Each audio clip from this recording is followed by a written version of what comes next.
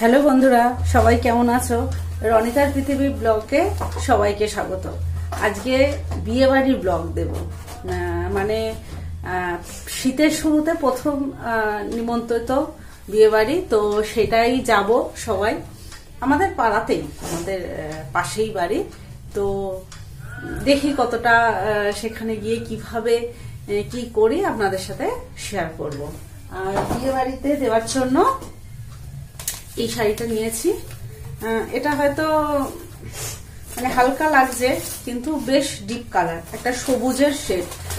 বিয়ে মানেই নতুন কোণে আমরা জানি যে লাল, সবাই কিন্তু সবাই তো বেশি অংশ বিয়েতে কিন্তু লাল শাড়ি পাওয়ানো হয়।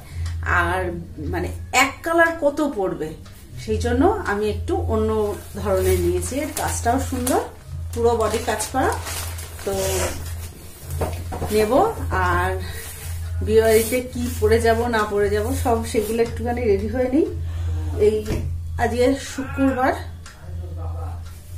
তো এই নাচের ক্লাস থেকে আসলাম মেয়ের, এবার রেডি হব। দেখ, আমার মতো কি সবারই হয়? আমার তো ভীষণ হয়। কোনো অনুষ্ঠান, শুধু বিয়ে বলে না, কোনো নিমন্ত্রণ পড়লেই কোন শাড়িটা পরবো সেটাই আমি ঠিক করতে পারি না। তখন মনে হয় ওর থেকে এমনি সময় ভালো যে কোনো একটা চুড়িদার পরে চলে গেলাম। না, অবশ্যই বিয়ে বাড়িতেও চুড়িদার পরে যায় না কেন, যায়, কিন্তু তবুও আমরা বিবাহিত, মনে হয় জানো সবসময় তো পরি, তাহলে শাড়িগুলো আর কখন পরবো? তো শাড়ি পরেই যাব। আর উনি যে বসে রয়েছে দেখছেন বিড়ালের মতো করে, আমার ক্যামেরাম্যান বসে আছে। ও যতটা আমাকে ভিডিও করে দেবে ততটাই আমি শেয়ার করতে পারবো। তো চলো দেখা যাক কি কি শাড়ি পরি। একটুখানি আলমারিটা খুলে দেখে নিই, তারপরে আবার আসছি।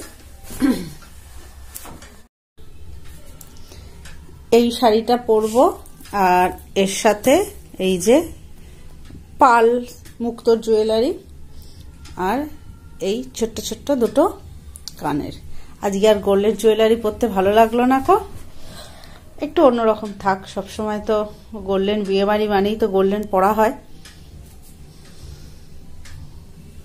পুরো রেডি হয়ে গেছি। তো বললাম তো আজকে গোল্ডেন জিনিস পরবো না, মুক্তোর এটা পরেছি। তো এই লুকে কেমন লাগছে?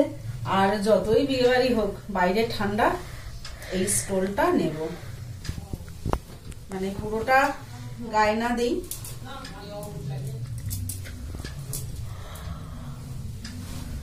এই যে এইভাবে নেবই, কেননা অত স্টাইলের সমস্যা, আমার একটু ঠান্ডা বেশি। তো আমার ফাইনাল লুকটা কেমন লাগছে সবাই জানি। আমি তো রেডি, আমার সোনু কেমন করে সেজেছে সেটা আপনাদের সাথে দেখায়। এই যে ও একটা হাইনেক পরিয়েছে ভিতরে, আর একটা ফ্রক পরিয়েছে। ওকে একটু ব্যাক ক্যামেরায় দেখায়। এই যে আবার হাতগুলো এখানে, একটা ফ্রক পরেছে, একটু লিপস্টিক সুন্দর করে সাজুগুজু করেছে। ও একাই এখন রেডি হতে শিখে গেছে। তো আমরা এবার যাব।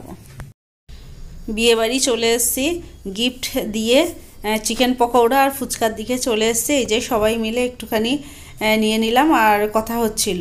আর এই যে হচ্ছে কোণে, কোণেকে কেমন লাগছে অবশ্যই জানাবেন। আর এই যে বরকর্তা, ওদেরকে বিয়ের কলাতলায় নিয়ে যাওয়ার জন্য প্রস্তুতি হচ্ছিল। আর সবাই আশীর্বাদ করবেন, ওদের নতুন জীবনের পথ চলা যেন খুব ভালো হয়। তারপরে একটু ফটোশ্যুট করছিলাম। আমার ফ্যামিলির কিছু কিছু মেম্বারকে তো আপনারা এতদিন অবশ্যই চিনে গেছেন।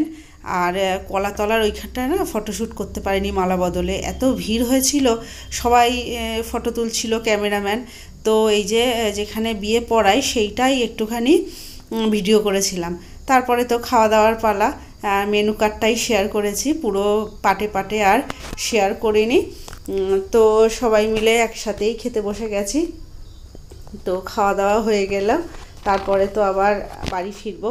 আর বিয়েটা না সব সিঁদুরদান পর্যন্ত আমরা দেখতে পাইনি, কেননা বেশ রাত হচ্ছিল। আর সোনুও বাড়ি আসার জন্য বিরক্ত করছিল।